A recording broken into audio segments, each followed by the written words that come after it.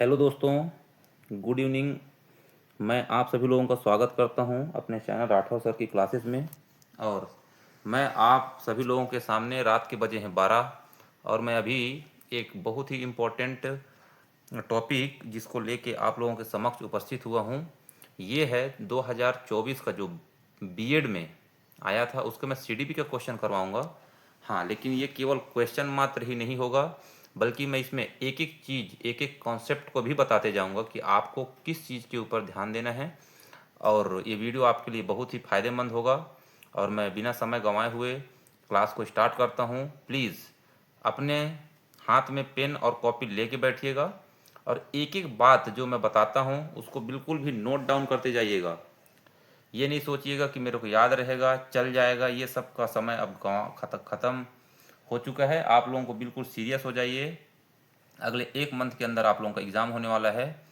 तो मैं बिल्कुल भी बिना समय गंवाए क्लास को डायरेक्ट स्टार्ट करूँगा। कुछ की फैक्ट बताऊँगा, उसको नोट कर लीजिएगा। तो चलिए चलते हैं। क्वेश्चन नंबर पहला, मैं इसमें केवल सीडीपी के क्वेश्चन कराऊंगा और अगर वीडियो लंबा नहीं हुआ तो हिंदी का भी करा दूंगा। तो चलिए शुरू करते हैं। तो थोड़ा सा मैं दिख नहीं पाऊंगा शायद, लग रहा है, फिर भी ट्राई करते हैं। चलिए, ओके, एवरी सब कुछ सही है लग रहा है। चलिए शुरू करते हैं। तो क्वेश्चन नंबर क्या है इसमें? Question number 51। देखिए क्वेश्चन नंबर 51 क्या बोल रहा है। तो इसमें हम लोग ज़्यादा डिस्कशन नहीं करेंगे, ये केवल रटने वाला क्वेश्चन है। तो चलिए इसको थोड़ा सा बता दे रहा हूँ। क्या बोल रहा है क्वेश्चन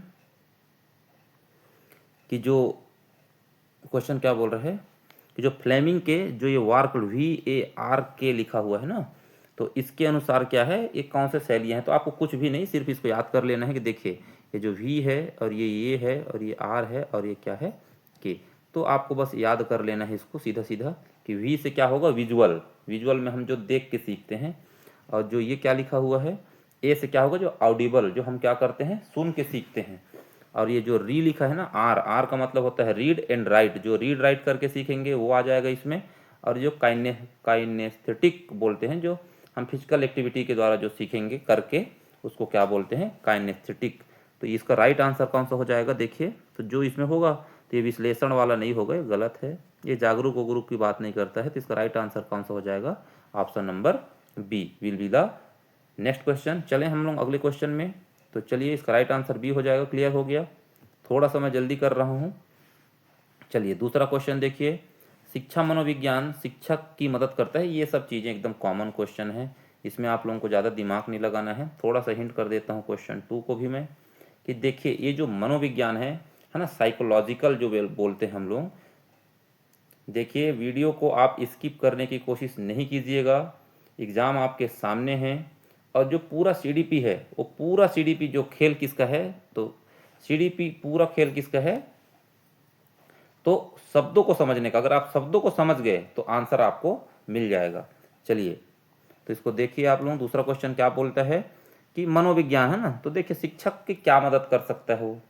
तो अगर आपका मेंटालिटी अच्छा है ना, रीजनिंग तर्क करने की शक्ति अच्छा है, तो वो क्या कर देगा, क्या स्वयं को समझने में मदद करेगा, दूसरा बच्चे को समझने में मदद करेगा, समाज को समझने में मदद करेगा, या संपूर्ण शैक्षिक प्रक्रिया को।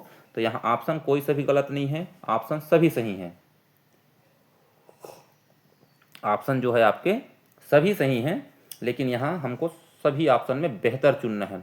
कोई भी हड़बड़ी करके इसमें, बहुत बच्चे ऐसे होंगे क्या करेंगे, इसको हड़बड़ी करके किसको आंसर कर दिए होंगे कि बच्चे वाला आंसर देखे, और किसको टिक कर दिए होंगे कि इस राइट आंसर क्या हो जाएगा बोल के बी, बच्चे को समझने में।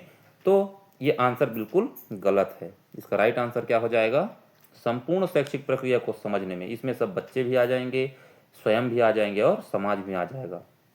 एक दो क्वेश्चन को मैं थोड़ा सा आराम से समझा रहा हूँ, कॉन्सेप्ट समझ में आ जाएगा तो हम लोग स्पीड स्पीड चलेंगे। ओके, तो क्लियर हो गया, संपूर्ण शैक्षिक प्रक्रिया इसका आंसर होगा। चलिए नेक्स्ट क्वेश्चन में चलते हैं। क्वेश्चन नंबर 53 क्या बोलता है, थोड़ा सा ये एजर्सन रीजर वाला क्वेश्चन है, थोड़ा आराम से, कथन वाला है, तो बढ़िया से पढ़ते हैं। ठीक है, देखिए क्या बोल रहा है कथन कि रचनावादी उपागम में विद्यार्थियों की सामाजिक और सांस्कृतिक पृष्ठभूमि उनके उनके विचारों पर महत्वपूर्ण प्रभाव डालती है। ये कथन तो बिल्कुल सही है, ये सही भी आपको भी पढ़ने से लग रहा होगा सही है, क्योंकि किसी भी रचनावादी हो या कोई भी हो, है ना, किसी भी पर्सन या किसी भी व्यक्ति के ऊपर किसका प्रभाव पड़ता है भाई, तो सांस्कृतिक, हमारा कल्चर और हमारा सामाजिक स्तर कैसे, हम किस परिवेश में बढ़े पले हैं, हमारा खान पान क्या है, वहाँ के एरिया क्या है, हमारे कल्चर क्या है, तीज त्यौहार, ये सब का प्रभाव पड़ता है, पर्यावरण का प्रभाव पड़ता है।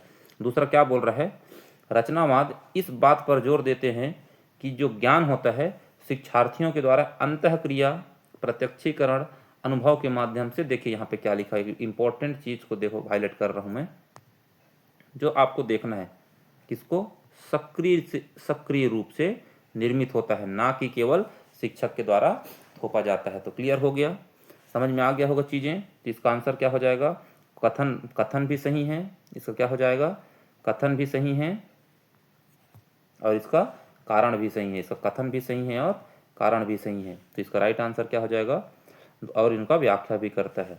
तो चलिए मैं थोड़ा सा क्या है इसको समझा दे रहा हूँ आपको। ये जो रचनावादी होते हैं, ये जो रचनावादी होते हैं,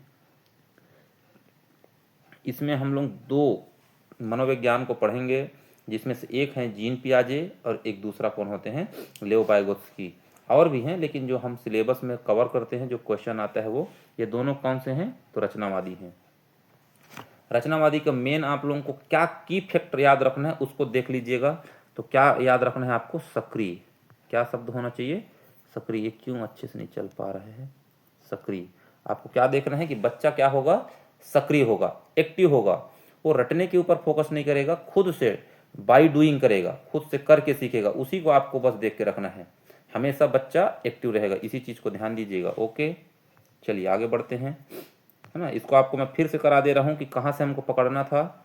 तो देखिए कथन क्या होता है, जिस कथन को आप पढ़ रहे हो वो व्यक्तिगत भी अलग अलग सही होना चाहिए। जैसे ये ए नंबर भी सही है अलग से और बी नंबर भी अलग से सही है।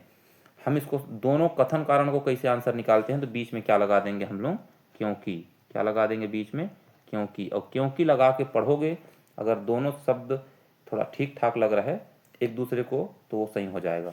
चलिए, है ना। तो क्लियर हो गया होगा इसका आंसर कौन सा होगा, कि कथन कारण दोनों सही हैं और व्याख्या भी करता है। चलिए, रचनात्मक आकलन, इसलिए उसको मैं इतना समझाया हूं ताकि इस प्रश्न में हम समय बिल्कुल भी नहीं लगाएंगे, आगे बढ़ जाएंगे। चलिए, तो क्या हो जाएगा, रचनात्मक आकलन का मुख्य उद्देश्य क्या होगा, तो हम क्या आकलन करेंगे, बच्चा किसमें एक्टिव है। चलिए, तो विद्यार्थियों को अंतिम ग्रेड्स प्रदान करना, ये बिल्कुल गलत है, ये रचनावादी इसको सपोर्ट ही नहीं करता है। इकाई के अंत में विद्यार्थियों के अधिगम को मापना, नहीं भाई, हम सत्र के अंत में नहीं, बच्चे को हर टाइम वॉच करेंगे, हमेशा हर टाइम वॉच करेंगे। तो ये भी आंसर क्या हो जाएगा, गलत। विद्यार्थी अधिगम को सुधारने हेतु सतत पृष्ठ पोषण, हाँ भाई ये बिल्कुल सही आंसर है। हम उसको कंटिन्यूअसली क्या करेंगे, फीडबैक देंगे, बच्चा क्या सीखा, कितना हद तक सीखा, यही तो रचनावादी करते हैं। तो राइट आंसर ही हो जाएगा। फिर भी इसको पढ़ लेते हैं।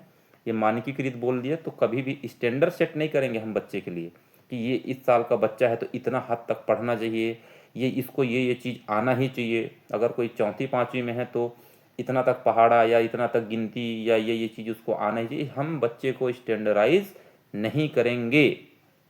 क्यों, क्योंकि ये जो नेशनल एजुकेशन पॉलिसी 2020 आया है, एनईपी 2020, इसी के ऊपर ही तो बेस्ड है।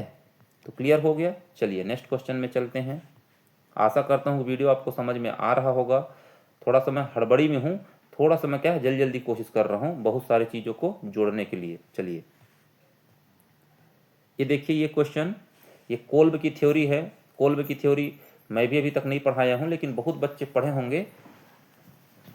Just second. कोल्ब की थ्योरी को बहुत बच्चे पढ़े होंगे, लेकिन अधिकतर बच्चे इसको नहीं पढ़े होंगे। क्यों, क्योंकि ये सिलेबस का पार्ट भी नहीं है, लेकिन सॉरी सिलेबस का पार्ट होगा बट इससे क्वेश्चन बहुत कम दिखते हैं।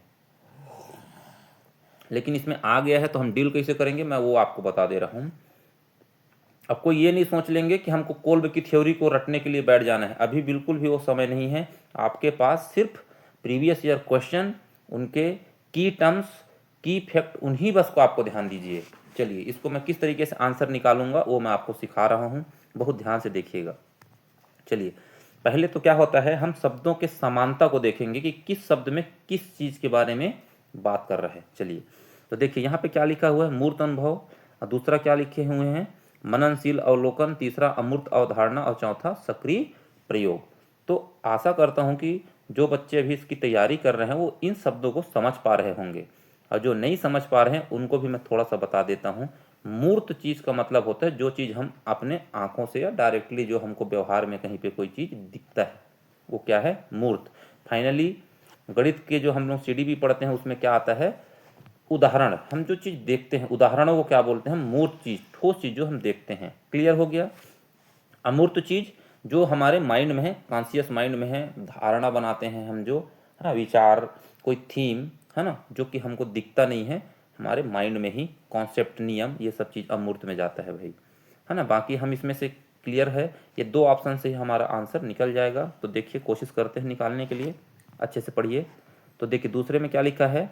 व्यवहारिक अनुभवों में संलग्न होना। मैं अभी ही बताया हूँ कि व्यवहारिक अनुभवों में संलग्न होना क्या है, मतलब क्या है? वहाँ पे बच्चा एक्टिव है, एक्टिव है, एक्टिव है। फिर भी आगे बढ़ते हैं। विकसित व्यवहारिक परिकल्पना का परीक्षण करना, ये देखिए परिकल्पना करना।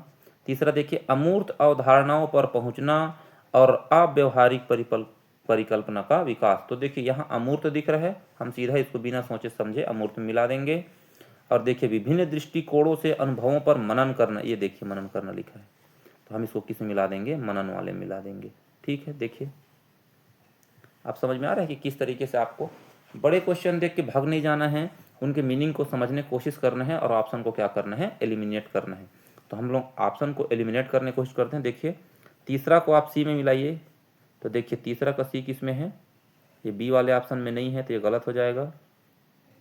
तीसरा का सी अब कौन सा ऑप्शन में है? सभी ऑप्शन में है। उसके बाद देखिए दूसरा का डी, दूसरा का डी देखिए किस में है? तो दूसरा का डी इसमें भी है, और दूसरा, तो इसका राइट आंसर कौन सा हो जाएगा? सी। इसका राइट आंसर कौन सा हो जाएगा? सी। तो देखिए 2 से ही हम लोग इसको मिला लिए। इसमें कोई हम लोग को कोल्ब की थ्योरी पढ़ने की जरूरत पड़ा क्या? नहीं, शब्दों से ही पता चल जाता है। चलिए एक बार और इसको मैं करा देता हूँ, आपको लग रहा होगा। देखिए अमूर्त वाले से हम लोग किस में मिला लिए? थोड़ा सा बड़ा कर देता हूँ।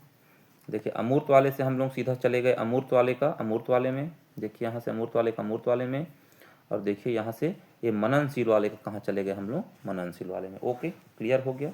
चलिए आगे बढ़ते हैं। थोड़ा स्पीड लूँगा, मैं बहुत स्लो हो गया हूँ।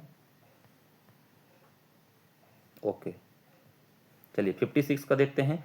कला समेकित अधिगम के संबंध में निम्नलिखित कथनों पर विचार कीजिए। तो देखिए ये सब प्रश्न, आपको ये परेशान नहीं होना है कि ये प्रश्न कहाँ से आ गया, ये कैसे हल होगा, आपको डील करना है।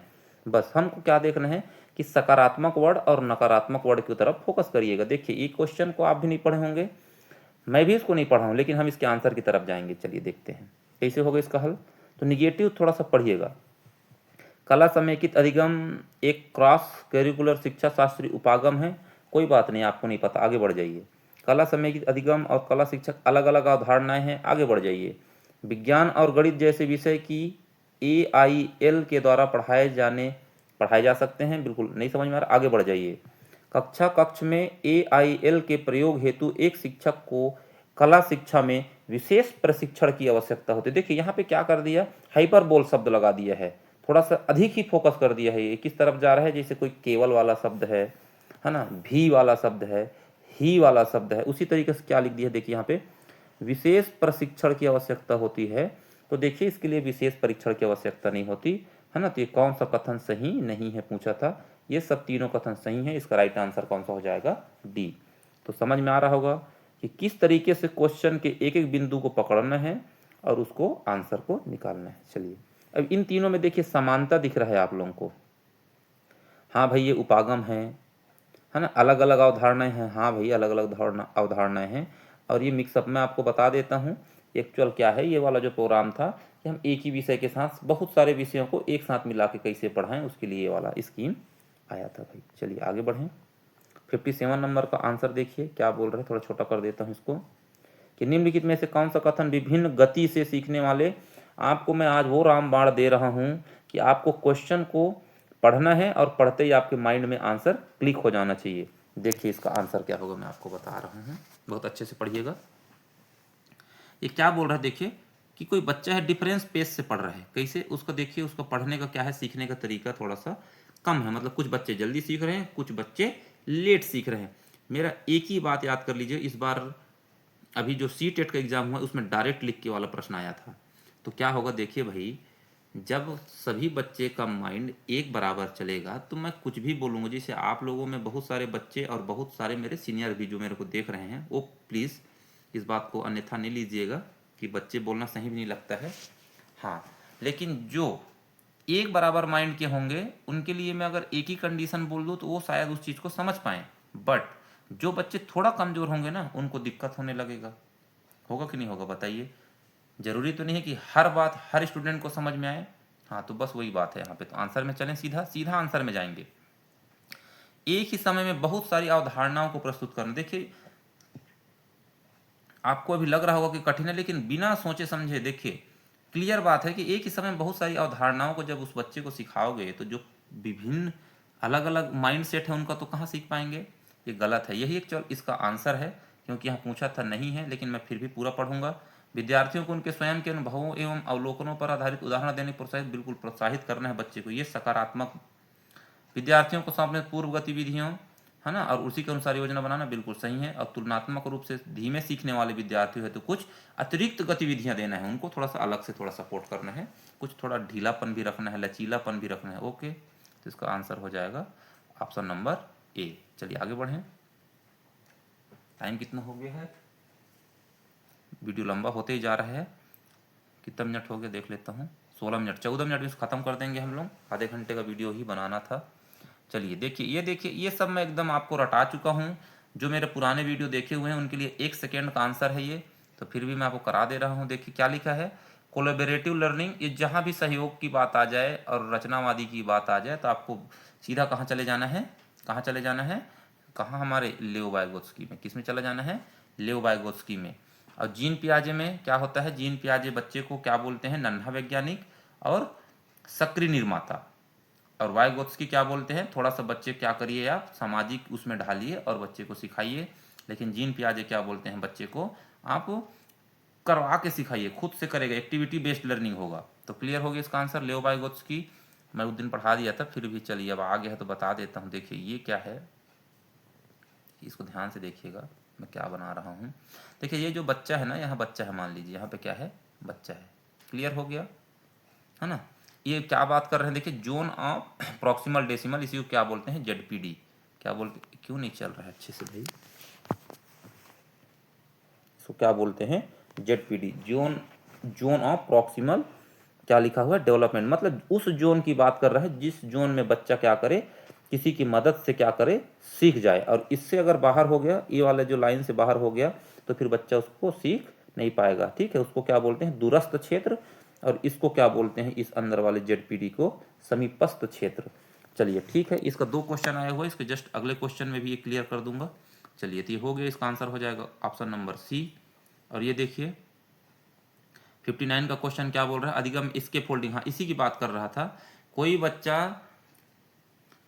खुद से सीखेगा, कितना सीखेगा? अगर उसको थोड़ा बहुत हेल्प मिल जाए। कौन सा हेल्प? अस्थाई हेल्प। ध्यान दीजिएगा, यहाँ टेम्परेरी हेल्प की बात कर रहा हूँ मैं, टेम्परेरी हेल्प, अस्थाई हेल्प। जैसे कि बच्चा क्या कर रहा है, छोटा बच्चा को जब आप साइकिल सिखाओगे तो हल्का सा हम लोगों से साइकिल को पुश करते हैं और वो पैडल मारते मारते आगे बढ़ते जाता है।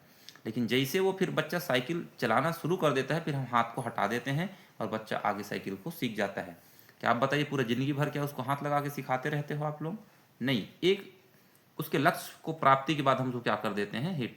और वो हेल्प होना चाहिए अस्थायी, परमानेंटली नहीं। तो चलिए पढ़ते हैं इसके आंसर को, कि डायरेक्ट आंसर ही बता दूं। तो इसका आंसर क्या लिखा देखिए, विद्यार्थियों को किसी कार्य के माध्यम से मार्गदर्शन कर सभी उत्तर प्रदान कर। नहीं भाई, हमको अस्थायी हेल्प को इसके फोल्डिंग बोलते हैं।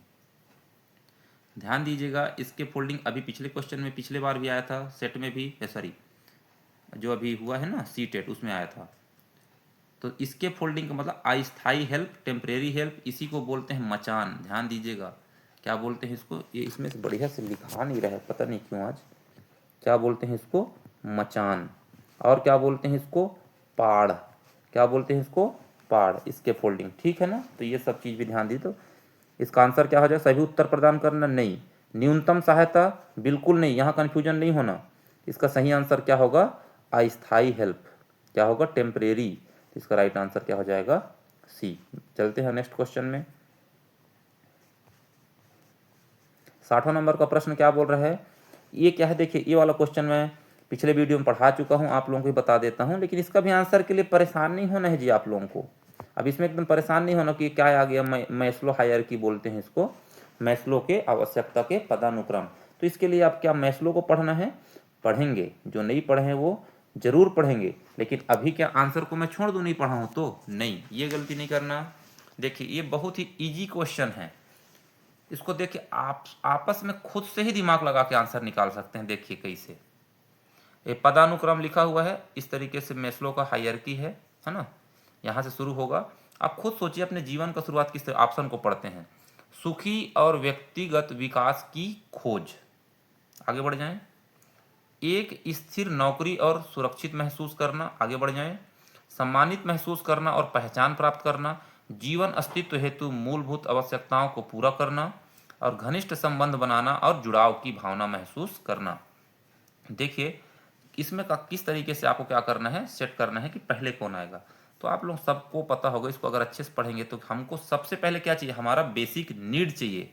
तो देखिए यहाँ पे कहीं पे है बेसिक नीड, देखिए देखिए देखिए देखिए देखिए, ये देखिए यहाँ पे है, ये देखिए मूलभूत आवश्यकता। तो सबसे पहले जिस ऑप्शन में 4 होगा वही ऑप्शन इसका आंसर होगा। चलो ट्राई करते हैं। तो देखिए डी वाले में तो थोड़ा सा इसको और छोटा करता हूँ, अब आया क्या, चलिए आ गया।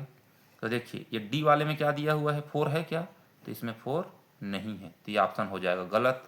ये बी वाले में देखिए इसमें शुरू में 4 है क्या, तो ये वाला ऑप्शन हो जाएगा गलत। अब ऑप्शन बचा कितना, ए और सी। तो देखते हैं एक ठो और पढ़ते हैं, इसमें 2 और 5 में एक स्थित नौकरी और सुरक्षित महसूस करना।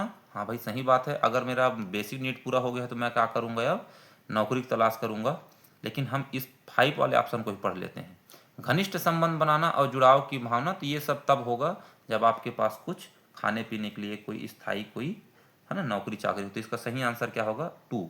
तो 2 वाला, तो राइट आंसर क्या हो जाएगा इसका, ए नंबर। पहले 4th में आएगा, फिर 2 आएगा, फिर 5 आएगा, फिर 3 आएगा, फिर 1 आ जाएगा। तो देखिए मैस्लो हायरार्की आपको पढ़ने की जरूरत नहीं, अगर आप नॉर्मल कॉन्सेप्ट भी रखते हैं ना तो सीडीपी के क्वेश्चन सॉल्व हो जाते हैं। चलिए आगे बढ़ते हैं। ये देखिए कला के रूप में है ना, इसका कहने का मतलब ये प्रश्न है कि निम्नलिखित में से कौन सा कथन कला के रूप में शिक्षण की सर्वश्रेष्ठ मूल भावना को व्यक्त करता है ना। ये क्या बोलना चाह रहा है कि हम जो ये शिक्षा शास्त्र है तो कला क्यों बोलते हैं, तो किसी भी चीज़ को कला हम क्यों बोलते हैं, कला का मतलब है कि हर चीज़ क्या होगा, थोड़ा सा शेड्यूल्ड वाइज होगा, स्टेप बाय स्टेप होगा। चलिए पढ़ते हैं। शिक्षण पाठों को क्रमबद्ध योजना और इसके प्रस्तुतिकरण को शामिल करना।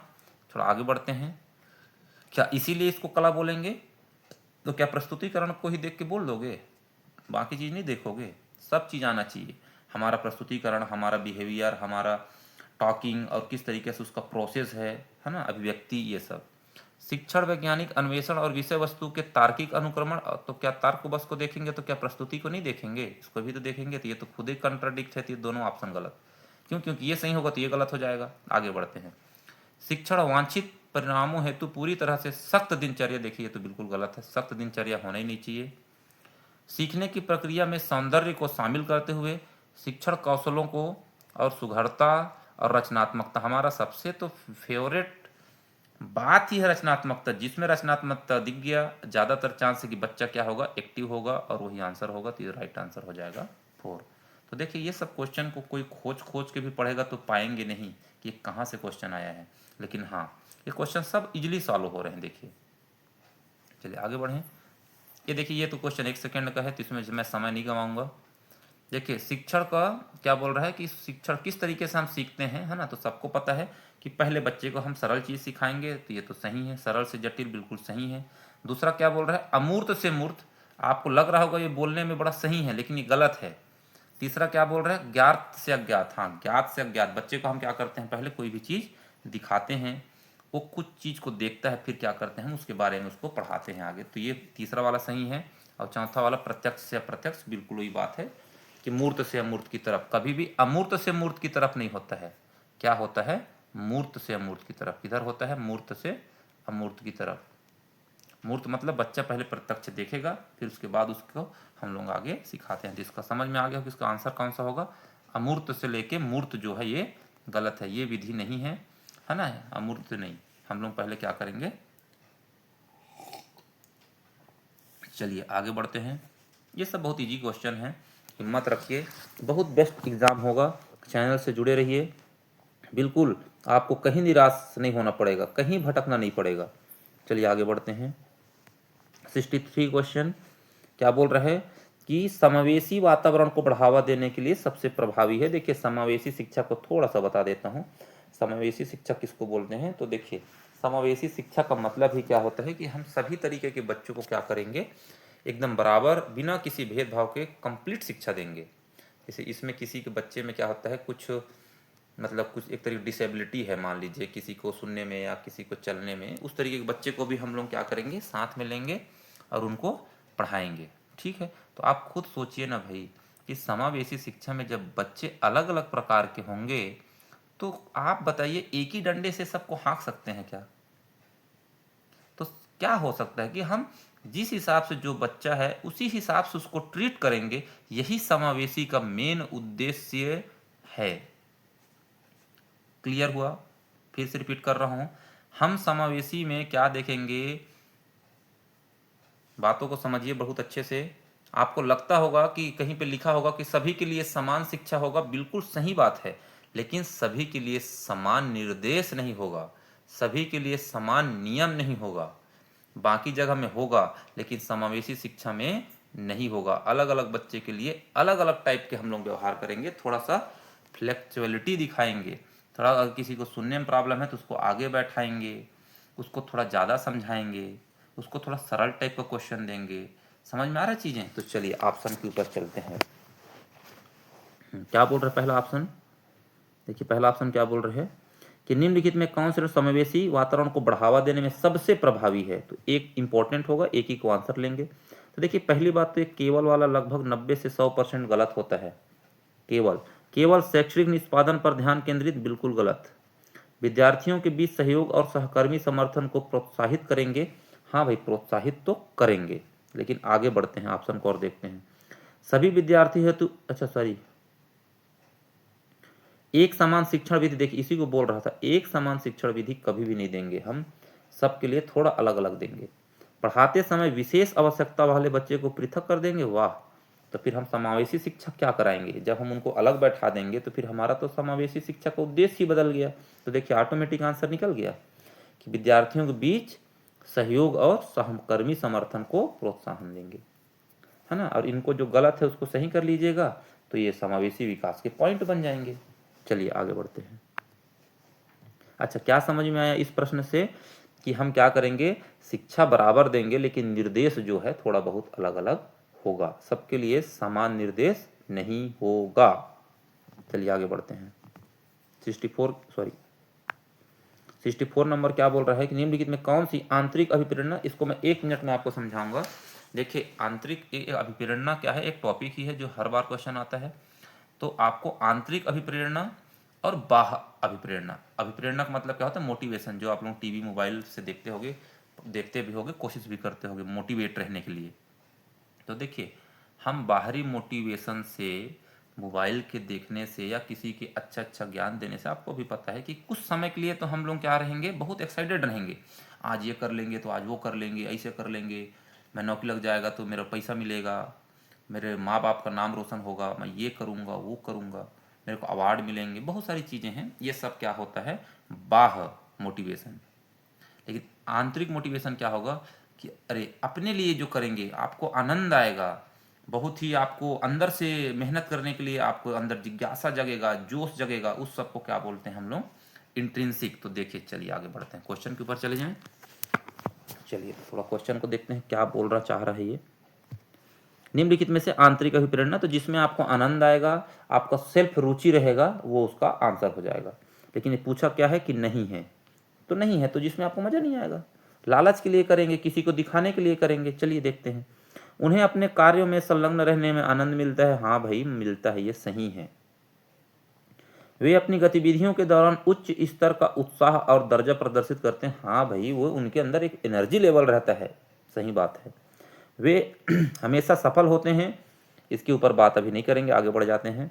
वे चुनौतीपूर्वक कार्यों को पसंद करते हैं। हाँ भाई, क्योंकि उनके अंदर वो जज्बा रहता है, इसीलिए वो लोग चैलेंज को क्या करते हैं, पसंद करते हैं। इसका राइट आंसर क्या होगा, वे हमेशा सफल होते हैं। ये कथन कहना सही नहीं है कि मेरे अंदर अगर बहुत ही पढ़ने को लालसा है तो क्या इसका 100% ये निष्कर्ष निकलेगा कि मैं हमेशा सफल ही हो जाऊंगा। नहीं, कोई सफलता मेहनत की कोई गारंटी नहीं है। हाँ, तो इसका सही आंसर क्या हो जाएगा, वे हमेशा सफल होते हैं। ये बात क्या है, गलत है, बाकी तीनों सही है। चलिए 65 को देखिए। तो एनईपी 2020, तो आप इसको रट लीजिएगा, इसको मैं कराऊंगा भी, लेकिन अभी यहाँ पे मैं थोड़ा सा आप लोगों को आंसर करा देता हूँ। देखिए जो एनईपी 2020 है ना, इसी के ही हिसाब से ही पूरा हम लोग क्या कर रहे हैं, अभी पढ़ रहे हैं। तो एनईपी 2020 क्या कहता है कि बच्चे क्या करिए, आप एक्टिव रखिए, एक्टिव रखिए।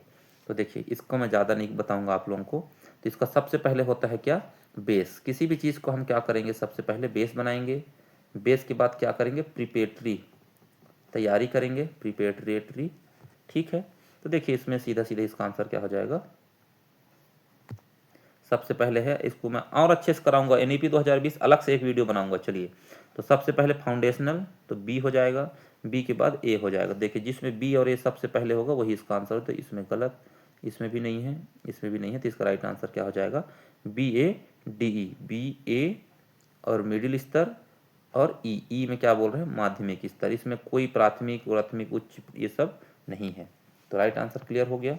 चलिए 66, इसमें क्या होगा, ये सब बिल्कुल इजी है। अब इसको मैं पुराना भी बता दूँ तो ज़्यादा इसमें समय नहीं गवाऊंगा। देखिए शब्दों को मिलाइएगा, क्या बोल रहा है, खोज विधि, इसमें समस्या समाधान विधि, इसमें आगमन और निगमन विधि, और इसमें विश्लेषण करना है। इसको फाइनल कर दे रहा हूँ मैं, एकदम क्लियर कर दे रहा हूँ, है ना। थोड़ा सा देखिए मैं ही कंफ्यूज हो गया था। इसका सही आंसर होगा आगमन विधि किस में चला जाएगा, विशिष्ट उदाहरणों से सामान्यीकरण की ओर जाना। तो तीसरा का ए, तीसरा का ए किस में है, तो बी ऑप्शन में है, बात खत्म। ठीक है, पहला का बी, पहला किस में आ जाएगा, बी में। दूसरा का कहाँ जाएगा, समस्या समाधान, दूसरा का डी, दूसरा कहाँ जाएगा, डी। यहाँ पे भी देखिए समस्या समाधान यहाँ भी था और समस्या समाधान यहाँ भी था, इसलिए थोड़ा सा कन्फ्यूजन हो गया था। चलिए आगे बढ़ते हैं। निम्नलिखित में से कौन सी जिम्मेदारी आमतौर पर शिक्षक की शिक्षक परामर्शदाता, तो देखिए परामर्श किसमें आपको लग रहा है कि वो हमारा क्या कर रहा है, परामर्श। तो विद्यार्थियों को भावनात्मक सहयोग प्रदान करना, हाँ भाई भावनात्मक, तो ये थोड़ा सा हेल्प टाइप लग रहा है। शैक्षिक मार्गदर्शन, हाँ ये भी सही है। मनोचिकित्सा सत्रों का आयोजन, देखिए मनोचिकित्सा एक अलग चीज हो जाता है, डॉक्टर करेगा ये। ठीक है, तो ये सही है, इसका राइट आंसर हो जाएगा सी। 68 क्या बोल रहे, देखिए ये सब क्वेश्चन बहुत ही इजी होते हैं, लगता है बड़ा जटिल है, आप खुद देखिए कितने मिनट हो गए, 35 मिनट हो गए। चलिए इसको थोड़ा जल्दी से करते हैं। देखिए समानुभूति लिखा है, तो हमारा क्या होना चाहिए, अनुभव सेम होना चाहिए। तो इसका क्या हो जाएगा, सही आंसर भावनाओं को जोड़िए इनके साथ। देखिए किसको जोड़िए, भावनाओं को जोड़िए। देखिए इसको भावनाओं को जोड़िए। संप्रेषण कौशल किसको बोलते हैं हम, तो हमारा अभिव्यक्ति, बोलने का। तो देखिए ये विचारों का, अब ये देखिए बी नंबर, ये किस में चला जाएगा, दूसरा। मिला के देखिए तो पहला का दो, पहला का बी में, पहला का बी में, देखिए पहला का बी, तो पहला का बी देखिए, तो एक ही, पहला का बी और दूसरे का डी, पहला का बी और दूसरे का डी। तो इसका राइट आंसर कौन सा हो जाएगा, बी नंबर। इसका राइट आंसर कौन सा हो जाएगा, बी नंबर। क्लियर हुआ। देखिए इनको ज़्यादा आपको पर यहाँ पे देखिए विभेदी अनुदेशन आ गया, ये समावेशी शिक्षा जो हम लोग पढ़ रहे थे सर। इसका राइट आंसर कौन सा हो जाएगा, तो बी नंबर हो जाएगा। चलिए आगे बढ़ते हैं।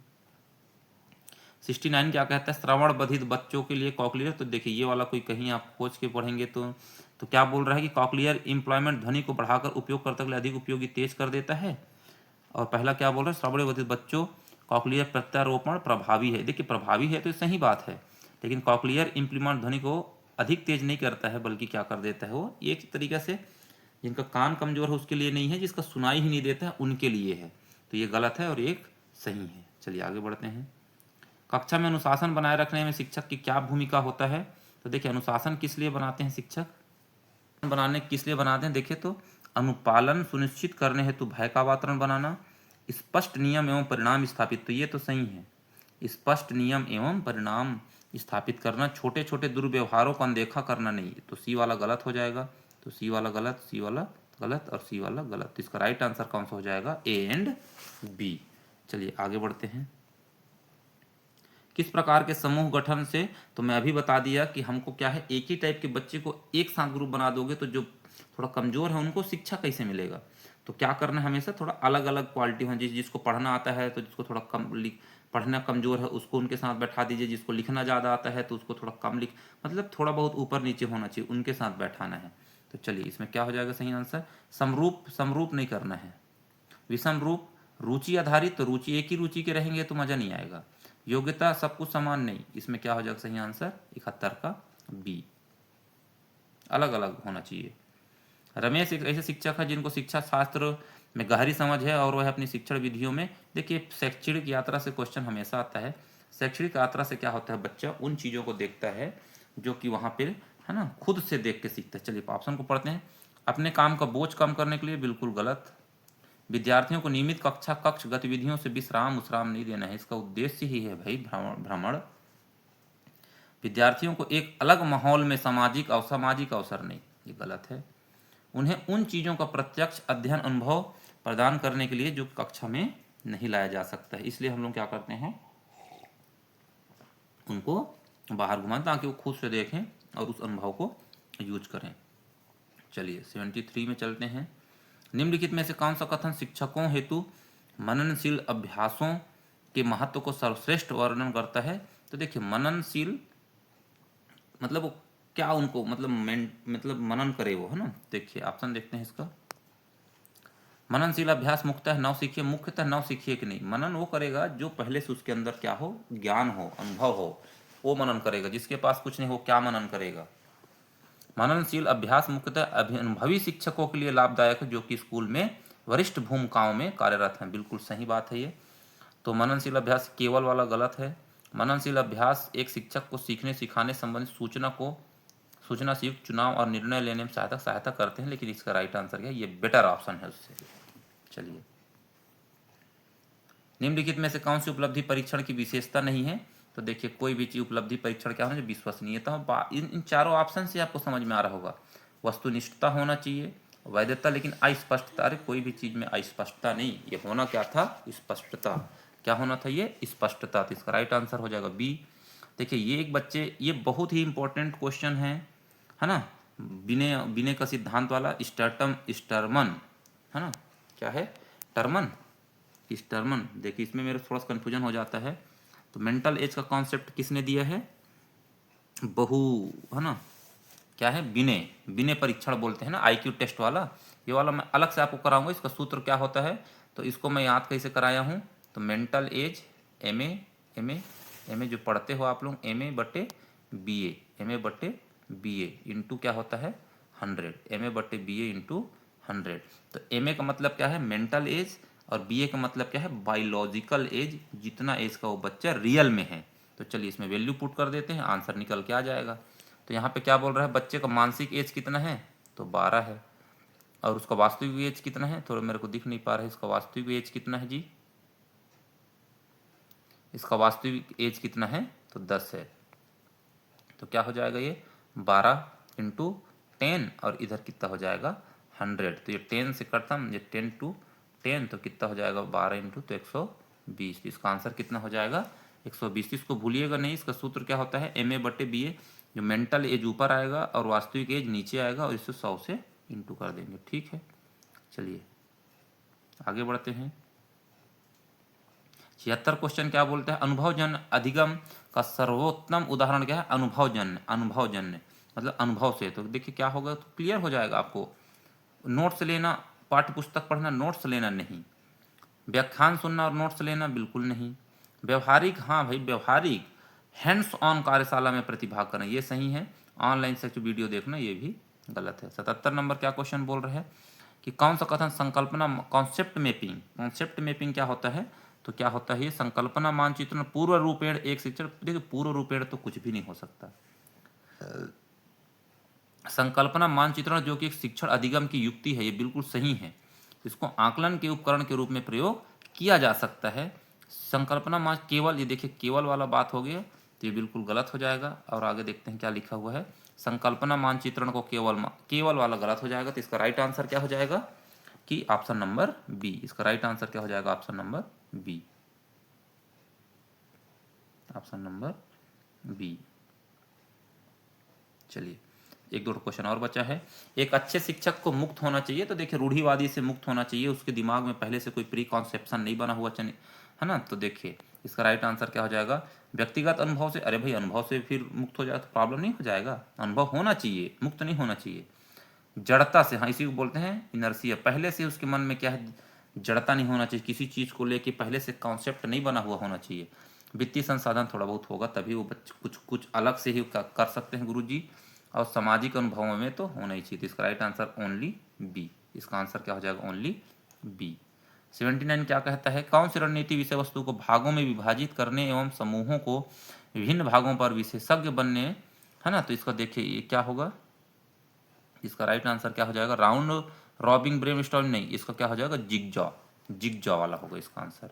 ठीक है आगे बढ़ते हैं। 80 नंबर क्वेश्चन क्या बोलता है कि यूनेस्को रिपोर्ट 1966 है ना। तो ये सब आप पढ़ते नहीं रहिएगा, अभी इसको रट लीजिएगा बस, इसके बाद दोबारा इसको हम लोगों को पढ़ने की जरूरत नहीं है। क्यों, ये कभी कभी ये क्वेश्चन आते हैं और बिल्कुल ईजी होते हैं। तो देखिए इसका क्या होगा, ये जो 1996 में ये हुआ था, इसको बस याद कर लीजिएगा। 4E क्या बोलता है, तो 4E क्या बोलता है कि हम शिक्षा किसके लिए लेंगे, अपने लिए, अपने जीवन को जीने के लिए। तो देखिए कहीं पे है क्या वो ऑप्शन, ये देखिए, ये जीवन को एक साथ जीने के लिए। तो ये इसका राइट आंसर क्या हो जाएगा, जानने के लिए सीखना है, काम करने के लिए सीखना है, कुछ होने के लिए सीखना है, और एक साथ जीने के लिए सीखना है। तो ये इसका राइट आंसर हो जाएगा। चलिए और था, लेकिन मैं अभी कितना समय हो गया है, थोड़ा सा समय ज़्यादा हो गया, 45 मिनट का वीडियो हो गया भाई। चलिए इसको 2 मिनट के अंदर इसको हिंदी को करा देता हूँ, बस आंसर आपको क्लिक करा देता हूँ। ठीक है, इसमें ज़्यादा समय नहीं लगाएंगे। तो देखिए एक साथ शुरू करेंगे। चलिए ये क्या बोल रहा है कि जिन स्वरों का उच्चारण केवल मुख से होता है उसको क्या बोलते हैं, तो निर्नुनासिक बोलते हैं। कल का अनेकार्थी शब्द, तो इसमें का सभी है, ध्यान दीजिएगा ये सभी है। 84 का देख लीजिएगा, पंकज क्या होता है, सबको पता है बहुब्रीही समास होता है। तो क्या मिलाएं कहीं, 2 का ए कहीं पे है, देखिए 2 का सी, तो ये ऑप्शन गलत, 2 का ए ये वाला ऑप्शन गलत। इसमें देखिए 2 का बी, 2 का बी, हाँ बहुब्रीही समाज का ए आना चाहिए। देखिए 2 का ए आना चाहिए, 2 का ए कहीं पे है, 2 का ए कहाँ पर है,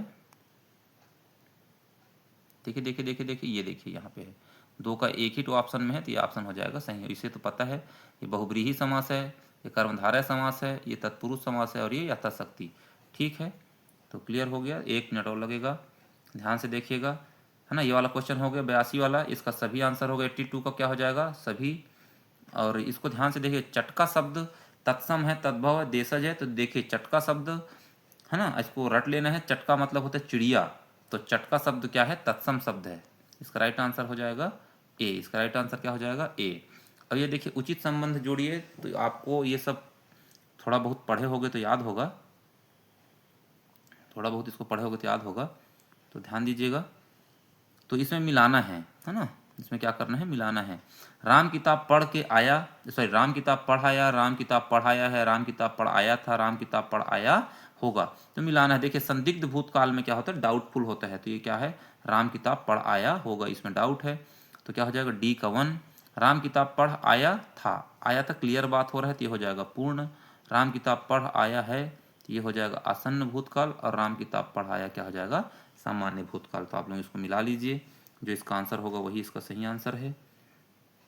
और है क्या इसमें, चलिए वाक्य के अंग कितने होते हैं, तो इसको भी कर लीजिए, वाक्य अंग होते हैं 2, है ना। और इसको सबको पता है कि अपनी करनी पार उतरनी, अपनी पहले आएगा, करनी फिर पार फिर उतरनी, क्लियर हो गया, है ना। मैनेजर ने कहा, तो ये सब वो चिन्ह से रिलेटेड है। तो देखिए क्या हो जाएगा, इसको थोड़ा सा और मैं बड़ा कर देता हूँ, ठीक है। तो क्या होगा इसका आंसर, तो मैनेजर ने कहा, तो जैसे मैनेजर ने कहा तो यहाँ पे हो जाएगा अल्प विराम, है ना। तुम्हें, तो कोई भी स्पेशल जब बात बोलते हैं हम लोग ना, तो क्या हो जाता है वहाँ पे, जैसे इसका राइट आंसर क्या हो जाएगा, मैनेजर ने कहा तुम्हें घर घर जाकर सूचना एकत्रित करनी होगी। ठीक है और कौन सा बच गया, है ना। व्याकरण सम्मत वाक्य अशुद्ध उच्चारण करने पर अपूर्ण माना जाता है। हाँ भाई व्याकरण में अशुद्ध माना, ये सही बात है। और किसी भी भाषा के उच्चारण है तो 4 स्तर निर्धारित किए गए हैं, ध्वनि, शब्द, वाक्य और प्रांति। तो देखिए ये तो सही है, ये शब्द सही है, ये सब, लेकिन ये प्रांति थोड़ा सा मेरे को गलत लग रहा है, तो ये हो जाएगा ऊपर वाला सही, ये हो जाएगा गलत। उचित वर्तनी का शब्द को चयन कर, तो सबको पता है कि क्या हो जाएगा, मैथिली शरण गुप्त पढ़े हुए हैं, तो 90। तो ये हो गया पूरे क्वेश्चन का सॉल्यूशन। तो आपको वीडियो कैसे लगा? थोड़ा सा लेंदी होगा, है ना, थोड़ा रात ज़्यादा हो गया है तो थोड़ा एनर्जी लेवल भी क्या होता है, कम हो जाता है ना। तो क्वेश्चन को आप बहुत ही आराम से पढ़िएगा। चाह रहा हूँ कि आप लोग बिल्कुल भी अपने लक्ष्यों को टारगेट करते हुए अगले 30 दिन में हम लोग बहुत ही बेहतरीन तैयारी करेंगे। मैं पूरे साल के क्वेश्चन को सॉल्व कर रहा हूँ, डेली वीडियो डाल रहा हूँ। चैनल को सब्सक्राइब करिए। हाँ, और जिसको कुछ बच्चों का आ रहा है, मैं ग्रुप बनाऊंगा। कुछ बच्चों का मैसेज आया हुआ है, मैं यहाँ अपना नंबर लिख दे रहा हूँ, है ना। इस नंबर पे आप लोग मेरे को डायरेक्ट क्या करेंगे, व्हाट्सएप पे मैसेज करेंगे 60055155037037। इस नंबर पे आप डायरेक्ट व्हाट्सएप में मेरे को मैसेज करिए। और आप लोगों का तैयारी या किसी तरीके की कुछ प्रॉब्लम है तो इसमें शेयर करिए। और हाँ, मेरा टेलीग्राम चैनल भी, मेरे इसी चैनल के नाम से राठौर सर की क्लासेस, वहाँ पे मैं पीडीएफ और ये सब चीज़ को, ये सब पेपर मैं वहाँ पे डाल दिया हूँ, तो आप लोग वहाँ जाके इनको भी देख सकते हैं। तो ओके, अभी के लिए बस इतना ही। अपना स्वास्थ्य का ख्याल रखिए और तैयारी बड़ा ज़बरदस्त एकदम पूरे जोश से करिए। Okay, thank you, good night.